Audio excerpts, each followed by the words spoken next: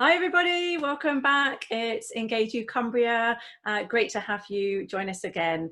Just as a reminder for anybody that hasn't joined us before, this broadcast is really for you out there during this lockdown period, where we can bring you some interesting features, some guidance, some tips, some exercise, keep you mobile, but essentially it's about bringing a break in your day.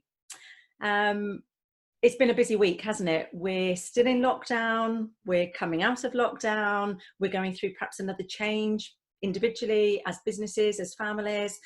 I'm going to talk about change a little bit more at the end of today's broadcast. But as usual, we're going to go over to Claire first. Now, last time she introduced us to some of the things that we've got already at home into our exercise, and she promised us that she was going to do a exercise routine on the chair. So let's see what she's got in store for us today. Over to you, Claire. Hi everybody, thanks Katherine. Yes, welcome back. As promised last week, I am doing you a chair workout today. So chair workouts are predominantly for the elderly or people that have got less mobility. Perhaps you're recovering from an illness or an accident or something like that. Just be careful if you are recovering from an illness, say for example a heart condition, you just need to be careful when you're pressing things above your head. So, like any other workout, posture is key. So you can see that I've got a nice upright position on the chair and I'm just holding on to the underneath of the chair for a bit more stability. Now, like any other exercise program, we need to make sure that we warm up correctly and we're mobilizing the joints. So you can see I've just started off there with some heel digs and some toe taps. And I'm going to take that into a little bit of a knee raise as well. Now the thing is, because I only have a short amount of time to show you today, I'm only showing you these exercises very quickly. I'm going to take that into a leg extension. Now what you would do is take the exercises that suit you, and you would do them for a period of time that suits the amount of time that you're wanting to exercise for on that day. If you're just starting off in exercise, it might be that you can only do about 10 minutes. 10 minutes. I meant 10 seconds. 10 seconds per exercise, to just make up as many minutes as you want. So what we can then do is I can start to raise my legs a little bit more, so you can see each time I'm mobilizing a few more joints. So now I've got a little bit of mobility here at my hips. And as you're starting to get more mobilized, you can start to bring in your upper body. If you don't have the coordination, that's fine. You can just pop your feet back onto the floor, and then you've just got that mobilization of your upper body. And then you can start to take that above your head. You might want to make that big by keeping your arms straight, and you can take that in different directions by taking your arms across your body like that. And as I say, if you've got some really good coordination going on, you can perhaps start to do a little bit more of that sort of thing, so you've got more mobility going along. Okay, so once we're nice and warm and fully mobilised and we feel ready for exercise, you can see today that I've opted to have some little tiny weights. You could use weights, you could use water, you could use tins, or you can repeat the exercises with no weights at all. So I'm going to start off with the weights in my hands.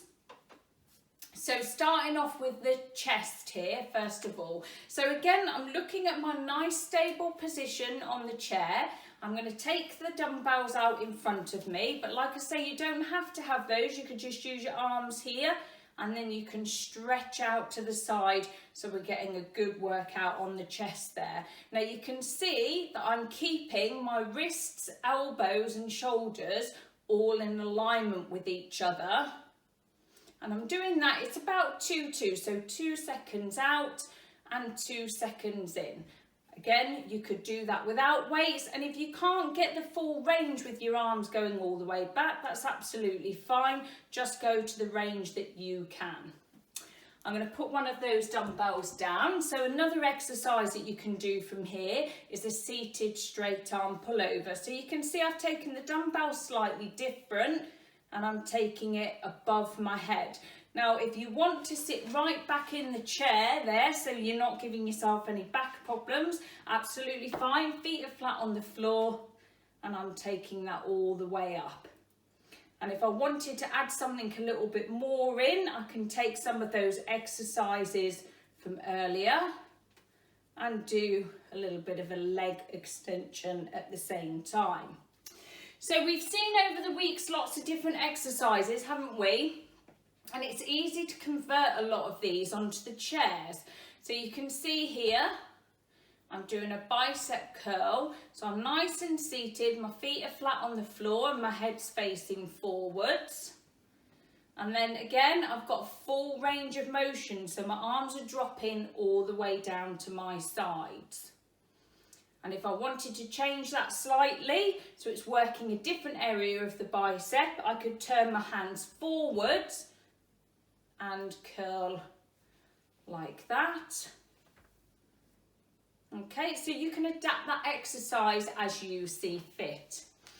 So for my triceps, again, nice upright position. Now, because my hands are coming down behind me this time, I'm going to just scooch slightly forward on the chair. So I'm starting off up here, making sure that my hands are securely on either side of the dumbbell, and then I'm going to drop that just below my head so my thumbs are almost touching my shoulder blades, and then I'm going to reach that back up. Now, you have to have a fair amount of mobility for doing that. So if you wanted to do a tricep exercise, if you didn't have so much mobility, you could perhaps put your hands onto the side of the chair, scooch all the way forward, keep your feet flat on the floor and just do a tiny dip and push up. A tiny dip and push up. Okay, so there's a couple of exercises there. So we've really worked our shoulders, our chest. If we wanted to work a little bit more concentration onto the back, we could do a little bit of a row. So we would come to the edge of the chair here, sit up forward about a 45-degree angle here. My dumbbells are down and I'm actually going to pull them backwards as if I'm pulling my elbows all the way backwards. And that would work my back there as well, keeping my head in alignment with my spine. Okay, now last of all then, just some little exercises for your legs. So I'm going to turn the chair round for this. So first of all, I'm going to start off with a little calf raise here. So I'm still utilising the chair because I'm utilising it for stability. So I'm going to pop my hands onto the chair here. My feet are just hip width apart. I'm going to face forwards and I'm going to come up and squeeze and down and squeeze. Up and squeeze and down and squeeze. So then if I wanted to take that a little bit further, so again, if you've got mobilisation issues, you're just going to simply take this to the level of mobility that you can do. That's really important.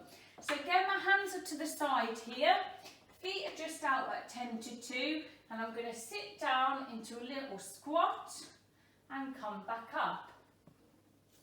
And the more range of motion that you've got, the better that is.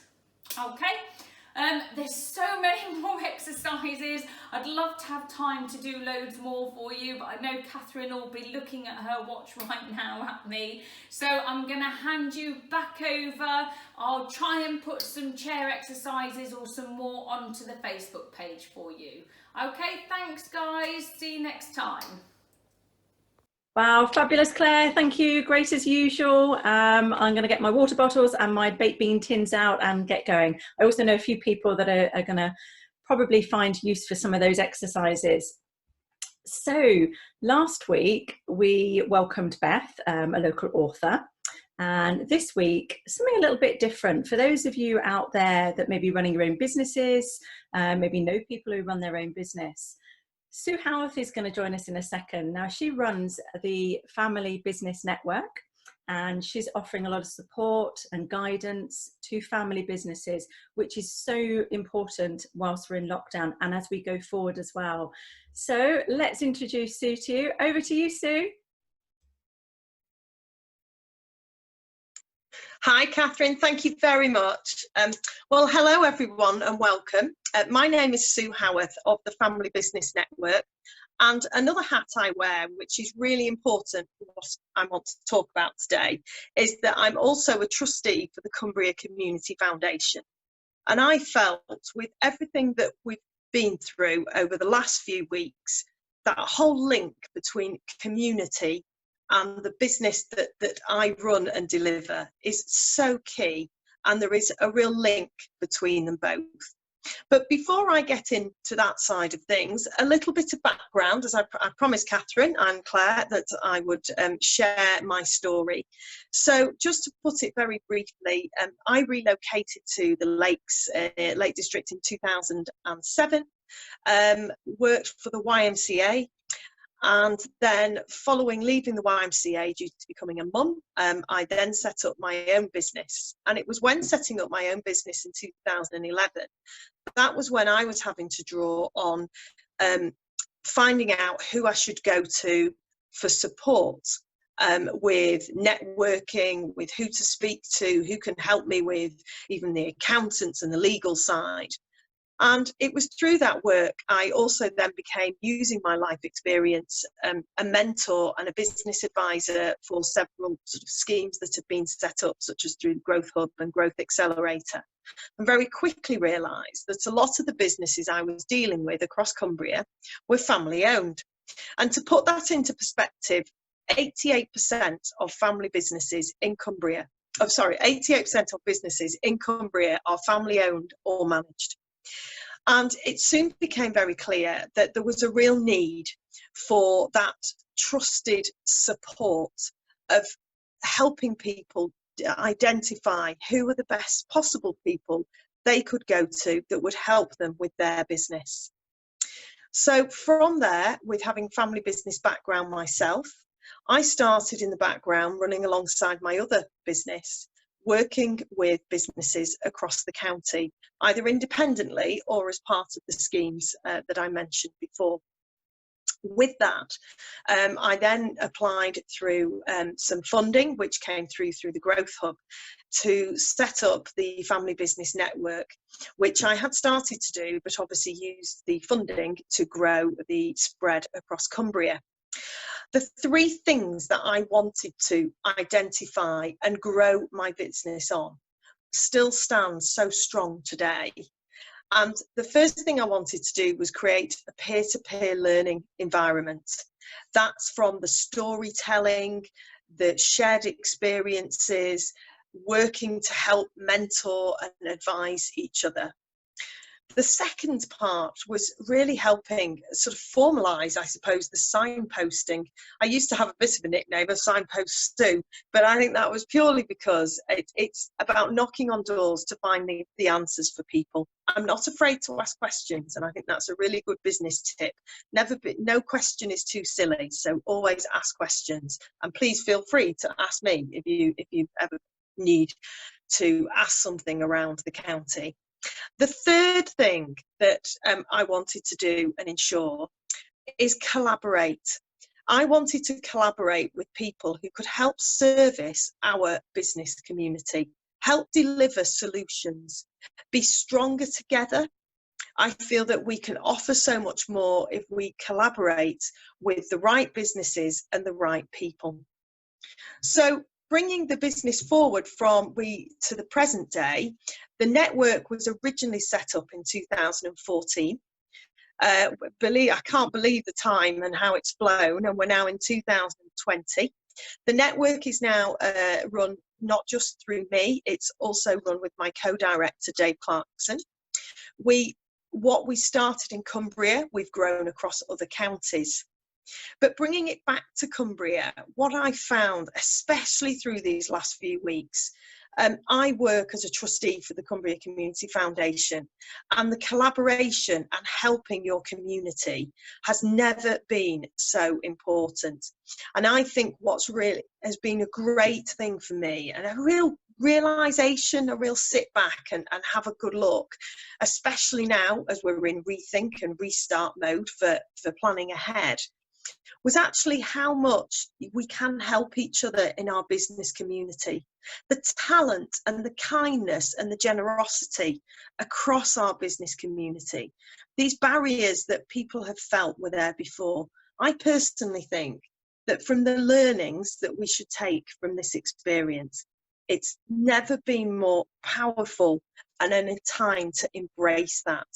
And if that is something that we can help create and drive forwards through the Family Business Network to help and support you and your business, whether you are in thinking of starting a business, you're growing a business, you're established, or you're having to relook and totally rethink and diversify. Now is the time to look to your peers. And I think that saying, surround yourself with people that will help you, is never been more key. And that will help you be the best version of you and how you and your business perform. And obviously through the Family Business Network, I really hope we can help create that for you as well. I'm now going to hand back to Katherine, as that 5 minutes has flown by, but thank you very much for listening. And now over to you, Katherine. Fabulous. Thank you so much, Sue. I knew you'd bring lots of useful information, because I think there's a lot of our viewers out there, a lot of you guys out there that, as Sue has said, you may be starting or thinking about starting your own business. It's definitely somewhere to go to seek some guidance, even ask questions, as Sue has said. We'll put links, as we always do with our featured guests, we'll put links onto our Facebook page as well, and I'm sure Sue will be welcome to take any questions after as well. So thanks again. So just a quick reminder, kids competition is still open, and the prize is an art set and an art book. So any kids between the age of 7 and 15, get designing your wellbeing postcards. It's all the details are on our Facebook page. Closing date is Monday the 1st of June, and we'll announce it on the next broadcast, and we'll deliver that art set to the winner. How exciting. Okay, so earlier in the broadcast I mentioned there is more change happening around us. The government have announced or are lifting some of our lockdowns. That brings another change to our lives, hopefully positive. There's one visual that I've used in my job as a personal development coach, and this visual recognises how we respond to things such as change, maybe crisis. So it might be a death, it might be a redundancy from a job, it might be a breakup, a marriage breakup, or it could actually be something like COVID-19. It's called the change curve. Some of you out there may already know this. I'm going to run through a simple version of this. I've tried to align it to the change that we are going through in terms of COVID-19. So it's called the change curve. It was originally set up through a grief process by a lady called Elizabeth Kubler-Ross, if you want to look it up. Back in 1969, I think it was, but it's really well used in business and personally through change. So I'm going to take you through it. And again, apologies for being behind the piece of paper. So it helps us understand where we are in that change journey, and also how you might be able to help others. So this is why I think it might be quite useful for you. So you'll see here, we have a curve. Up the wrong end, up this end here, we start this curve. This is the level of motivation from here up to here. So this is your level of motivation, and this is over a period of time. So where you've got a potential denial, so we've been told about COVID-19, generally we go through an act of denial. So we might be saying something like, oh, that's okay, it's just like flu, isn't it? A denial. So our motivation does stay quite high at this point in time. As we start to accept that this is happening, the change or the crisis is happening, we start to enter an area of frustration. Our motivation levels start to drop. You might find yourself saying, I know, what do you mean I can't go outside? So frustration, still a bit of denial, but generally frustration. You might be looking for somebody to blame. You might feel frustrated. You might be saying, you know, why me, why us? So this is where we start to lose our motivation. And maybe this is starting to click with you. You remember, I certainly do. I definitely went through this change curve, probably a couple of times. People go through it at different speeds. Some people will go through it quite slowly. Some people skip through it, and you might go through it over and over again. But hopefully this will allow you to have a bit of clarity about where you are, see the signals, and then maybe able to support others through it. So we talked about the frustration. As we dip right down here, this area here is where we start to feel sad.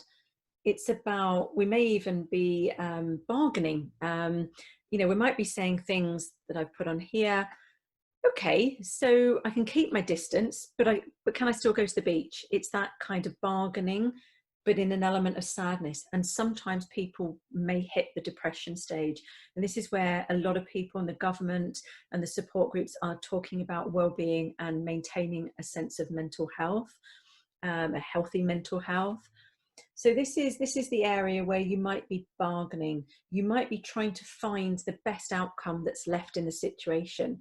You might even be pushing other people away. So if you know you've been isolating yourself, it may well be that you've hit this stage here. This next bit, as you can see, the motivation level now starts to rise up, and we start to get into the experimental zone. This is where you might hear yourself saying, okay, it's not good, it's real, so what can I do about it? It's where you start to get a little bit more involvement in it.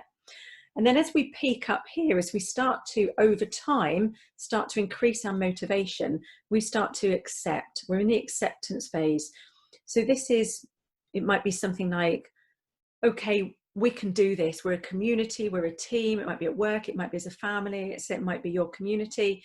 It's about, we can do this, we can get through this. How can we support other people?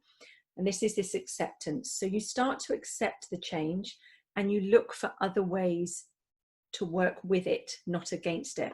So that's this famous change curve. And this is what we all go through. I'm sure you may have related to some of that.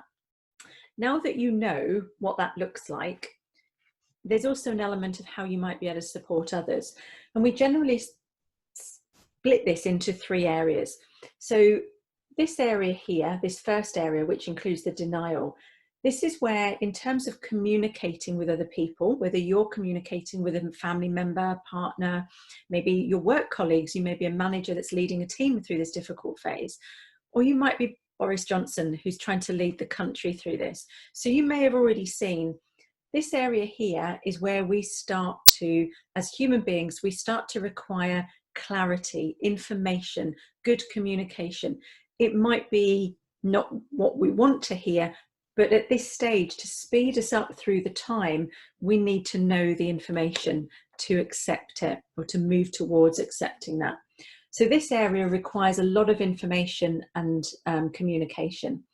This phase here, which is where we're more at the low motivation, is where we really require that emotional support from other people. So this is where you could help other people. If you recognize some of this behavior, some of what people are saying, they need the emotional support through listening.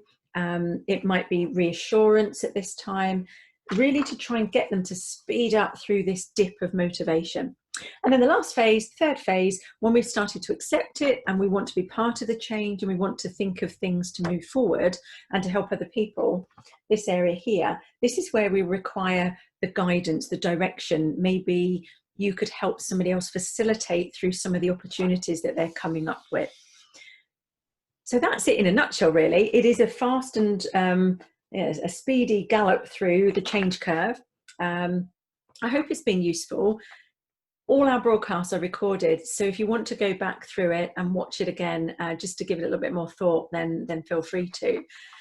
But as I say, now that you know a little bit more about that and the curve, that the change curve that you're going through, the emotions, the behavior, what you might be saying, maybe support other people through that as well. So we've really enjoyed having you here and supporting Engage You Cumbria again. We've had a great broadcast. We've done some chair exercises. We've spoken to Sue Howarth, some great business tips as well, if you're setting up a business as well. And I've talked a little bit more about the change and how it could be affecting you. Don't forget the kids competition. It still runs until the 1st of June. Get those wellbeing postcard designs into us. But in the meantime, I'd like to bring the ladies back in just to say goodbye. So welcome back, Claire and Sue. I'm now sat on my chair. She sat on her chair. So on behalf of all of us, we just want to say stay safe, everybody, and we'll see you next week. Thanks very much. Bye-bye. Bye. Bye. Bye.